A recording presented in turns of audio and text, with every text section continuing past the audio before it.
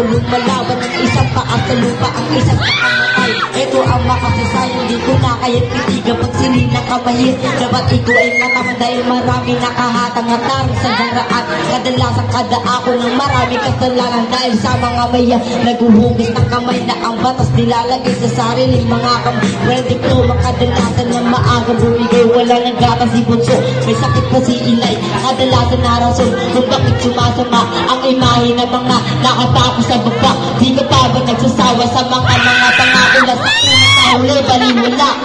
Mga mata na nanilisik, mga maaga naging ating na natutunan na magdako. Parang lamang makagalit, sinasamla na ang kaluluwa. Yan ang akin na po ng mga bata na lumalaki na di kilala ang ama. Tao na nagbago ayon sa karahasan, pero lahat nakatinig sa ating nakaraan. Pero huwag ka mapapagod kung walang masandalan. Andyan ang Panginoon para tayo ay gabayan. Kaya magsikap manalangin, magtiwala sa taas. Sa panahon ngayon nababi na rin pati batas, kaya maaga magtanas. Magtanim ka ng marami para pag sumibol. May pag-asa kung umadi at bumawi makikita. Magtiwala sa sarili, may pag-asa kung maaga at sa tamang manatili. May mga taong dumating yung tipong di na makausap dahil sa problema na sumusugat sa utak na isipang magpatiwakal. Dahil sa problema iniwanan nagpinagbalik ako ng aking layo sa pamilya at niloko at pinagbalik ng kinakasama. Iniwanan pagkatapos makuha at sa labi, kaya laging nag-iisip kung saan ako nagkamali. Gusto ko lang namin maging maayos sa akin pag-uwi,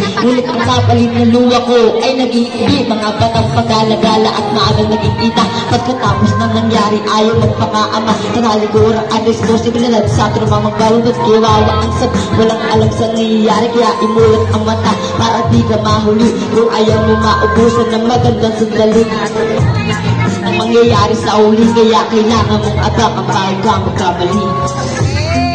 Salamat po.